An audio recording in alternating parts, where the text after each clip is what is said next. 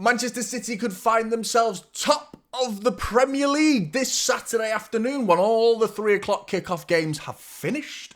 If all results go our way, have a look at this. Manchester City could be top of the Premier League. Of course, we need results to go our way. Spurs need to drop points against Villa and Bournemouth need to drop points against Palace. A Palace side that are doing incredibly well right now. They did lose to the side that we're now facing, Everton, which was a great result for Everton.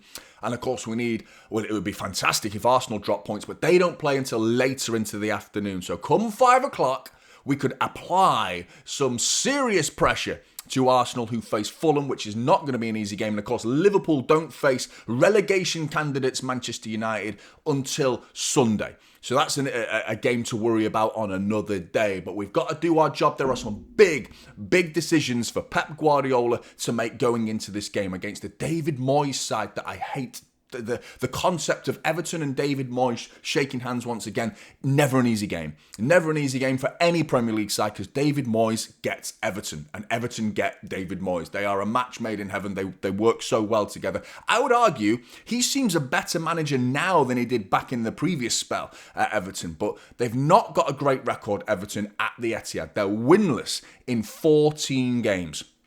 That's not bad at all. Home record in the Premier League for Manchester City against Everton. But Everton, actually, let's have a look at their form. Let's have a look at Everton's form because those recent 6 fixtures, they don't look good, actually. There's some stinky results in there. I mean, obviously, Villa, who were not playing that well this season, got off to a poor start. They were still able to get a point off Everton. And West Ham, I mean, 19th in the table. Stinking performances from them this season. They were able to get a point off Everton as well. But these 6 results have been bookended by wins. And I mean, the Wolves, they faced them twice, actually, once in the Carabao Cup. And it was a rotated side. But there are big decisions for Pep Guardiola to make. But one decision he doesn't need to make is, should I start Haaland? Yeah, I reckon you start him. I reckon you start Haaland because, I mean, scored 10 goals in 10 consecutive matches. And that's what we're talking about here with Erling Haaland. We're not talking about hat-tricks because I think he's playing better than he did in the previous season. The previous season before that, in the treble-winning season when he was banging in goals left, right and centre. But I'm convinced a lot of those goals were hat-tricks. There were games where he didn't score, but scoring in every game I think is a harder job to do than scoring a hat-trick in one game and then not scoring in the next game. It helps your stats, but ultimately, this Manchester City side, with Haaland playing the way he's playing, I don't see why we can't consider ourselves title contenders, because I think he's been absolutely sensational. 9 goals in 7 Premier League games for Erling Haaland. And in fact, if he scores in this game, it will be the third time in Premier League history where a player has been able to get 10 goals from the first 8 games of the Premier League season. Now, I hear what you're saying straight away. You're like, Johnny, third time? Who cares about the third time? Who cares about the third man on the moon? No one cares about the third man on the moon. I get you. But Haaland was the first man on the moon. He was also the second man on the moon. And Haaland, if he scores against Everton, will become the third man on the moon. He's got to stop visiting the bloody moon. Because this guy's a fucking alien, mate. He's absolutely off his tits when it comes to football and scoring goals. Because he was the first player to score 10 goals in 8 games, the second player to score 10 goals in 8 games, and now he could be the third player to score 10 goals in 8 games in the opening 8 games of a Premier League season. What an unbelievable player we have on our hands in Erling Haaland. I mean, the guy's ridiculous. Absolutely ridiculous. Big decisions to make. One of them definitely isn't starting Erling Haaland, but one that is big for me is Rodri. Now, I said to you a couple of videos ago, about a week or so, maybe even a few weeks ago, when the injuries started to creep in to Rodri, and it was a hamstring, and I said, oh no, not again. And people said, calm down, it's not as bad. He's going to be fit for Everton. He's not though, is he? He's not. And here we are again having the same conversation. Oh, we've got a problem. I've been saying it. We need to manage this problem. It's a concern for me. I am bothered about the fact that Rodri is a massive loss for this Manchester City side, because we have lost 14 out of the previous 48 matches when Rodri has not played. 14 losses out of 48 since 2021. But with Rodri in the side, we've lost 8 out of 111. Let that sink in. 8 losses out of 111 games with Rodri playing. Without Rodri, 14 losses in half of the amount of games. So we more than double our losses in half the amount of games with Rodri missing from the team. This is a problem. This is a problem. A major problem. Now, I would argue the main problem, why we had those figures when Rodri was doing the amazing stuff he was doing between 2021 to present day and prior to the injury, was because we didn't have a replacement. Because when we did lose Rodri, there was like, well, who goes in that position? Who do we play? We tried Gundogan, we dabbled with Kovacic. I have got a lot of faith in Nico Gonzalez, and I genuinely believe that this player could fill that void and allow us to manage Rodri's situation and still hit the heights that we have done in previous seasons. So it's more of a long-term decision in terms of like what we do. Obviously, he's not playing because he wasn't in training, so presumably Rodri is out as well. But that is a decision that Manchester City need to make long-term in particular, because how do we manage this situation? Are we going to continuously try him in and out of games, or are we going to give him like 3 games in a row and then he gets injured again and we miss him for 6 games, and then when he's back we play him 3 games in a row again and then he's injured for another period of time, and we have to manage it and just slowly but surely bring Rodri back and allow Nico Gonzalez to get more minutes, and that's going to benefit him as well, of course. Now, decision number 2 for me is right wing. Who do we play outside on the right side of this Manchester City formation, in the system in particular? Because I don't think the system suits Bernardo Silva. For me personally, I don't think he's been shining to the best of his abilities. I've always considered him more of a central player, whereas I think Savinho is also out of form. Cherki is back.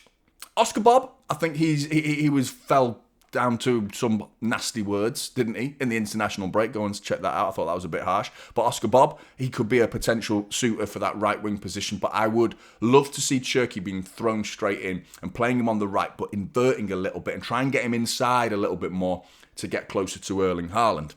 I think that could definitely work. That's a decision. Decision number 3, effectively, is a result of decision number 2. But really, with the players that we've got missing, with Kusanov also being out, I like to think that Nunes is probably going to be the right-back decision, because that's the decision we need to play.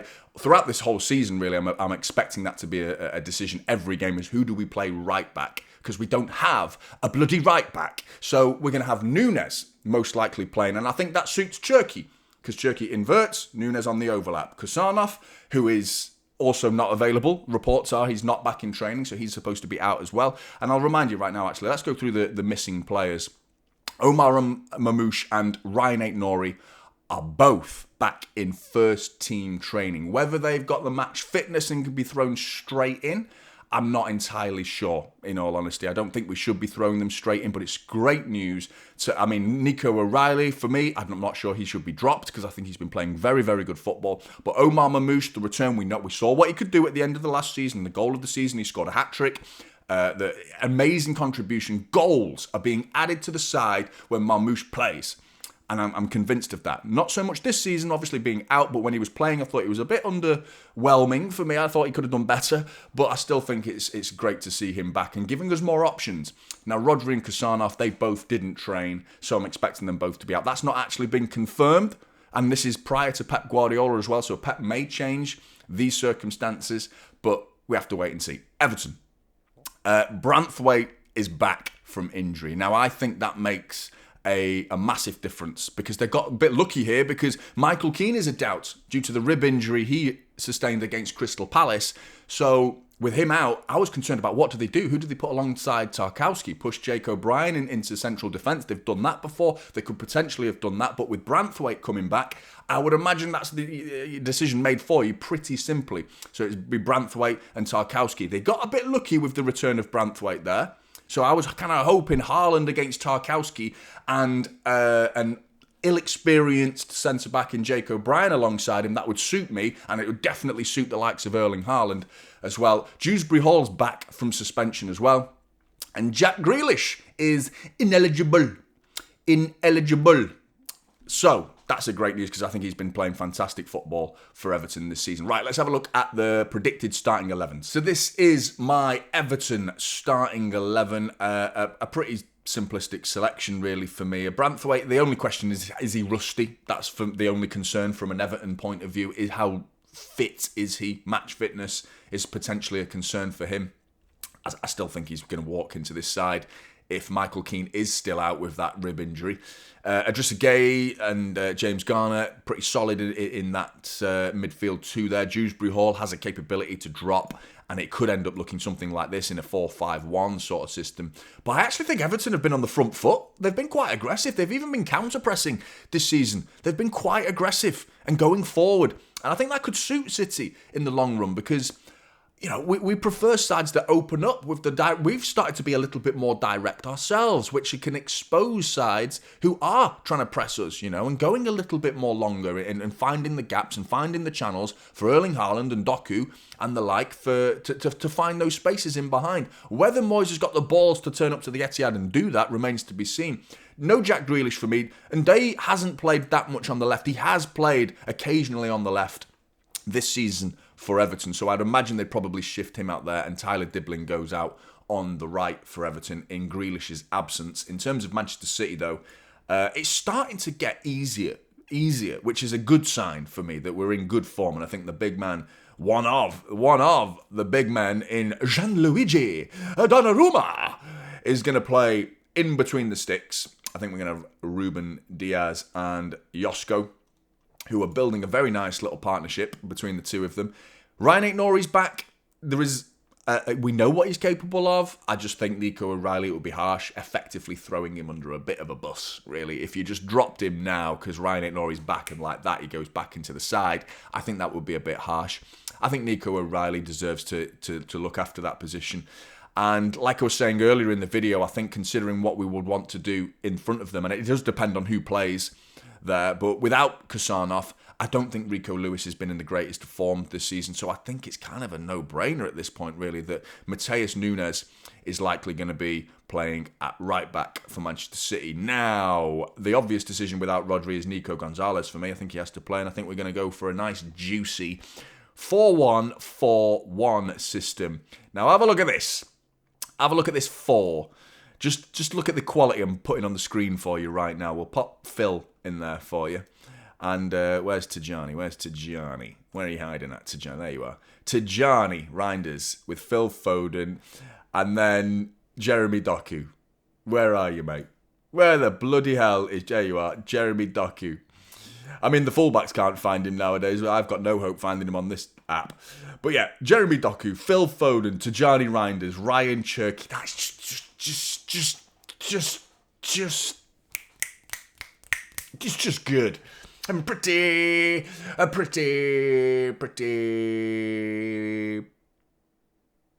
good. And then Erling Haaland in front of them. I mean, he must be mouth-watering himself. His mouth must be salivating at the 4 players behind him there. Look at the variations there in Jeremy Doku, the pace and the power and the unpredictability. Phil Foden, I would argue, is an amalgamation of all 4 of those players. I think he can do what Doku does, not to the degree that Doku does in terms of he can beat a player, Foden. He can slow the game down, Foden. I think Pep's taught him that skill. He used to be a bit too frantic for me, but Foden seems to have an ability to slow the game down. I'd argue Tijani Reinders is even more pragmatic, but has a better ability at exploding, and he's powerful and can carry the ball as well. Ryan Cherky is just a box of tricks, that X factor, that magical electricity, of that spark that very few teams have, in all honesty, but we do in Ryan Cherky, who's just capable of something incredibly special. So those 4 as a combination for me is so exciting. And if you are Erling Haaland sat in front of, with those 4 behind you, and all the variations of chance creations that are going to be thrown your way thanks to those 4, you've got to be rubbing your hands together, haven't you? You know what I mean? Absolutely loving it, mate. Loving it. Right, Everton 3, City 0. That's my prediction. No. I'm going to go 3-1. 3-1 City. It's going to be tough, and I'm hoping David Moyes actually comes out and attacks Manchester City and tries to take the game to us, and I think that will definitely benefit us. It's going to be a tough game, though, but we just got to win the game, and if we can win by more than 2 goals, we can go top of the Premier League, which would be an amazing statement to make. It will probably be short-lived with Arsenal facing Fulham shortly after, but it would still be a moment where we could say we've gone top, at least. Big moment for Manchester City, but we've got to start this international spell between the 2 international breaks, getting into the same rhythm that we found in the previous batch of games. Massive moment. What are your predictions, Blues? Make sure you're tuning in for the Typical City watch along this Saturday. It's a 3 o'clock kickoff, so make sure you're tuning in. Looking forward to it. Get your predictions in. Let me know your thoughts. Like and subscribe to Typical City, and I'll see you in the next one. This is Typical City now.